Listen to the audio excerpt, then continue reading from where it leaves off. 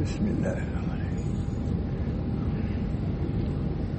الحمد لله نحمده ونستعينه ونستغفره ونؤمن به ونتوكل عليه ونعوذ بالله من شرور أنفسنا ومن سيئات أعمالنا. من يهده الله فلا مضل له ومن يضلل فلا هادي له. ونشهد أن لا إله إلا الله وحده لا شريك له ونشهد أن سيدنا ونبينا مولانا محمدا عبده ورسوله صلى الله تعالى عليه وعلى آله وأصحابه وأزواجه وذرياته وسلم تسليما كثيرا كثيرا. أما بعد، أعوذ بالله من الشيطان الرجيم. بسم الله الرحمن الرحيم. اليوم أكملت لكم دينكم وأتممت عليكم نعمتي ورضيت لكم الإسلام دينا. صدق اللہ علیہ. دوستوں، بزرگوں اور عزیزوں، آپ حضرات کی محبت ہی نے ہم کو یہاں تک پہنچا دیا، ورنہ تو مستقل اسفار میں اس عمر میں بھی بڑے بڑے سفر ہی میں رہتا ہوں. ابھی بھی رو رہا تھا کہاں کہاں گیا. سب دشوار گزار گھاٹوں سے گزرنا پڑتا ہے.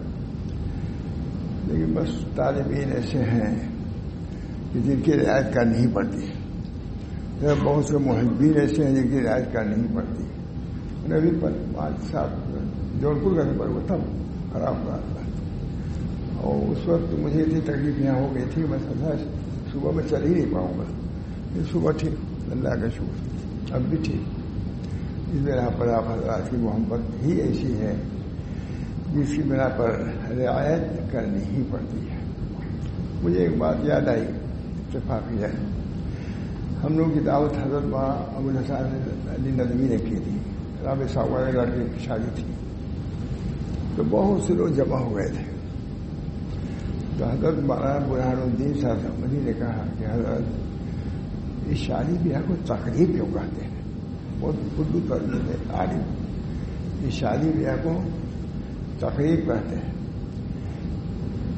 اور اس کی وجہ خود ہی بتایا ہے حضرت سے. کیونکہ بہت سے لوگ اس میں جمع ہوتے ہیں، عیدہ و احباب، اس میں اس کا نام ہی تقریب کر دیا گیا ہے. تقریب بولا جاتا ہے. بہرحال اسی اجتماع میں بھی انشاءاللہ خیر ہوگا.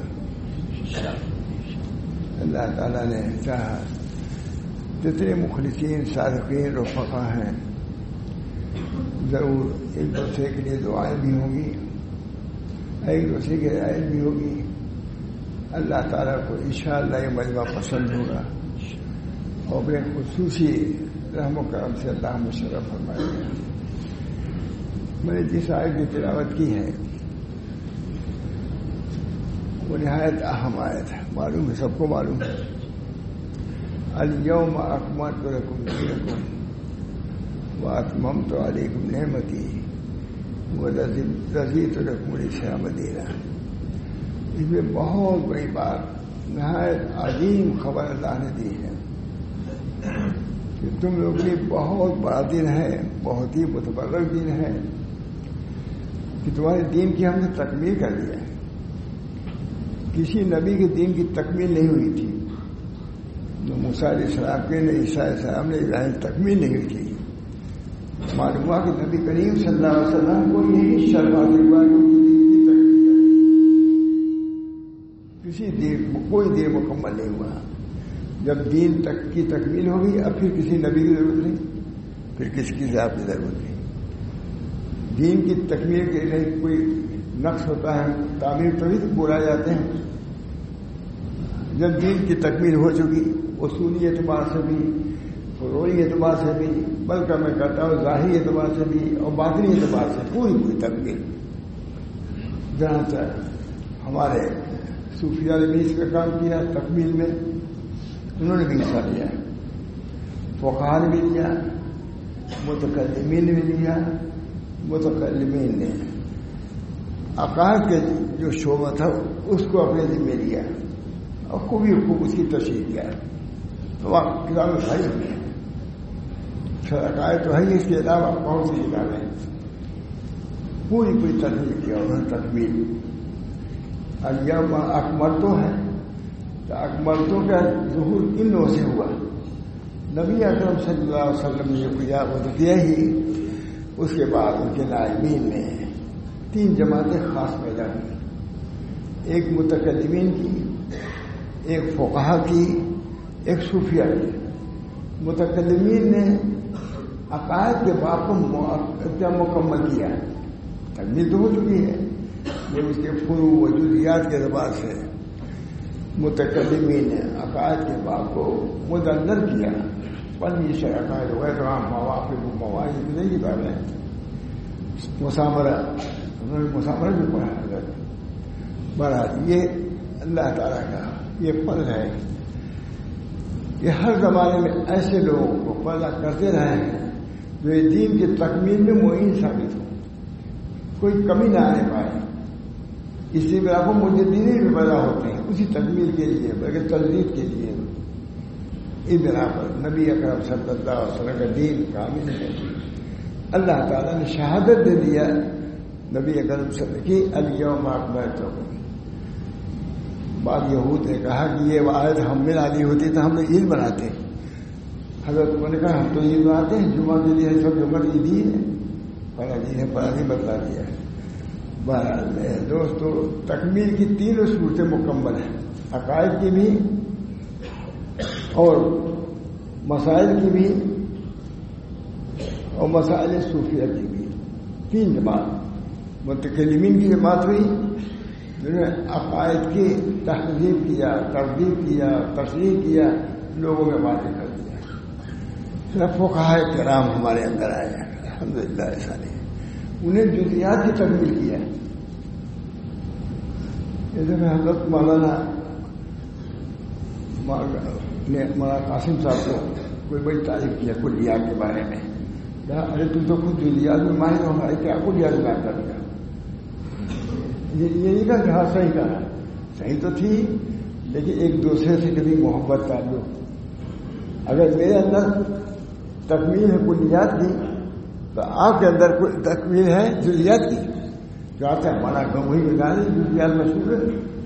مہاراج دوستوں متکلمین نے کیا. پھر بعد ہمارے بزرگ جو فقہا تھے انہوں نے کیا. انہوں نے بہت کچھ کیا، انہوں نے بھی بہت کچھ کیا.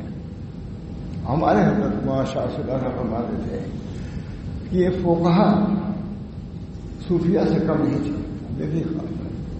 یہ تمام حضرات نسبت سے بھرپور تھے. اللہ کی نسبت مع اللہ کے بغیر یہ کام کر ہی نہیں سکتے جو فقہا نے کیا ہے. معلومات یہ بھی بہت بڑی نعمت ہے جو زیادہ کی تکمیل فقہا کے ذریعے سے ہوئی. اللہ تعالیٰ نے ان فقہا کو بہت زیادہ فہم دیا تھا. اور کیسی فہم کہ محدثین نے کہہ دیا اس حدیث کو پڑھتے ہم سمجھاتے یہ لوگ سمجھ گیا ہے. فقہا کی تعریف کیا کیا یہ اس کے علم اور علت کو سمجھتے ہیں. محدثین نے کیا جمع حدیث کر دیا کوئی معمولی بات نہیں، بہت بڑی بات. یہ فقہا نے جو اس کے لفظ جو اس کے اندر موت تھا اس کو نکال کے امت کے ہمیں پیش کر دیا. مہاراج یہ بھی بہت بڑی تکمیلی صورت کام یہ بھی ہوا فقہا کے ذریعے سے، متکلمین کے ذریعے سے بھی اور فقہا کے ذریعے سے. یہ بات خاص میں کہتا ہوں کہ حضرت امام حنیفہ وغیرہ کا مطلب بہت حضرت فرماتے تھے ماشاء اللہ صاحب. یہ سب حضرات نسبت صوفیہ. حسن بصری نسبت صوفیہ نہیں، حضرت عربیائی نہیں، بلکہ یہ حضرات بھی صوفی تھے بغیر نسبت باطنی کے. فقہ کی تعلیم نہیں کر سکتے، نہیں کر سکتے تھے.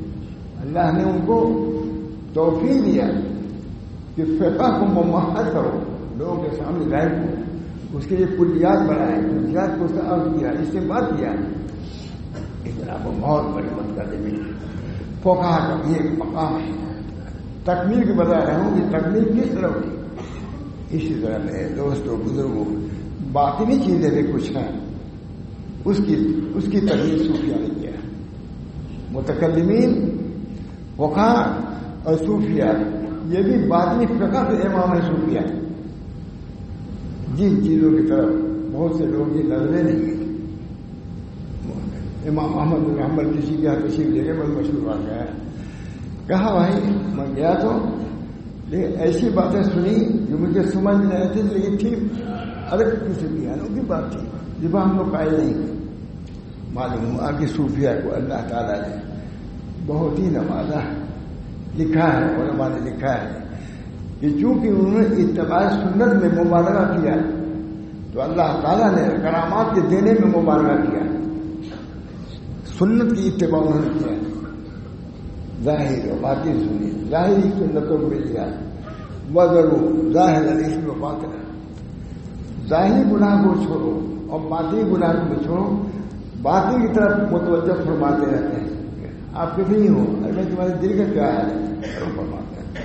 ایک صاحب نے پوچھا کہ ہم نے یہ تلاوت کیا وہ کیا خط لکھا بہت طویل ہم جانتے ہیں, نیچے لکھ دیا کہ یہ تو راہی اعمال کے ہوئے اخلاق کا کیا ہے بتائیے. اخلاق کتنا خلق بدل گیا, خلوص کتنا آیا, رضائل سے کتنی نجات ملی, کتنی پاکی حاصل ہوئی. صوفیاء کرام میرے دوستوں انہوں نے یہ کام کیا اور بدل ادب کیا. لکھتے ہیں سخو اسخو, خود پیا انہوں نے اور پلائے لوگوں کو. اور ہر زمانے میں اللہ تعالیٰ یہ تینوں ہی جماعتوں کو پیدا کرتے رہتے ہیں. ہر زمانے میں اللہ تعالیٰ جو چیزیں ذرا کمی کر جاتی ہیں زوال کی طرف ایک وقت میں ایک عالم آتا ہے اس کو پورا کر دیتا ہے. اس بنا پر دین کی تکمیل کا سلسلہ جو ہے دعا کیجیے چلتا رہے ہوگا, وہ تو اللہ کی ذمہ داری ہے. لیکن دعا کیجیے کہ اللہ تعالیٰ اس موقع پہ ہم لوگوں سے کچھ کام دیتا رہے اور قبول فرماتے ہوگا. تکمیل جو ہے ظاہر ہے کہ انسان کے ذریعے سے اللہ تو کرنے والا ہے لیکن ذریعہ تو کچھ ہی بنتا ہے. اس بنا پر اللہ تعالیٰ نے ان جماعتوں کو پیدا کیا ہے اس لیے تاکہ دین کی تجدید ہوتی رہے. اس کے اندر کچھ تھوڑی سی جو قدامت ہے اس کی تجدید اور ہر کسی بھی جو خوبیاں ہو سکتی ہیں اس کو پیدا کرتے رہے. تو اس پر میں نے کہا کہ اللہ تعالیٰ نے بھی قرآن میں بھی ہر چیز کو بیان فرمایا ہے, عقائد کو بھی بیان فرمایا ہے, اعمال کو بھی بیان کیا ہے اور باقی چیزوں کو بتلایا ہے. اس گروہ پھر سلم میں کافہ, سلم میں پورے طریقے سے داخل ہونے کا مطلب یہ ہے کہ ظاہر اعتبار سے بھی داخل ہو اور باطنی اعتبار سے بھی داخل ہو. ہم ترجمہ کرتے ہیں سلم میں داخل ہو جاؤ. حضرت علی حسن ندی نے تقریر کیا بہت زبردست بات تک دن کا ہے. ہمارا تقریر کیا بہت اچھی ہے, ہم نے تشریح کیا ہے تھوڑی سی. حضرت نے بیان فرمایا ہے یہ موجود تھے, لیکن سلم کی میں کچھ تعریف کرنے کا تھا. سلم میں داخل ہوا ہے کیا مطلب ہے؟ میں نے کہا سلم اسلام سے ہے. اسلام کے کتنے شعبے ہیں, عقائد بھی ہیں, اعمال بھی ہیں, اخلاق بھی ہیں, آداب بھی ہیں, سب چیزیں ہیں. ان تمام چیزوں میں داخل ہو. سلم میں داخل ہونے کا مطلب یہ ہے کہ دین کے جتنے شعبے ہیں ان سب میں آپ کو داخل ہونا ہے اور ان کے اعمال جو اس کی ضروریات ہیں اس کو پورا کرنا ہے. اس طرح سلم میں داخل ہونا ہے. تو قرآن شریف میں اللہ تعالیٰ نے سب کچھ بیان فرمایا ہے. جیسے نماز کا بیان فرمایا, روزے کو بیان کیا ہے, اسی طریقے نکاح کو بھی بیان فرمایا ہے. نکاح کو بھی بیان فرمایا ہے. جس شان سے فرائض کو بیان کیا اسی شان سے نکاح کو بھی بیان کیا. پر کیوں من کتنی جگہ ہے, کتنی جگہ نکاح ہے.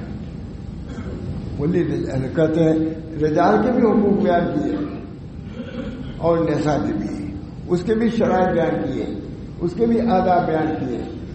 اس بنا پر ان چیزوں کو مجبور رکھنا بہت ضروری ہے.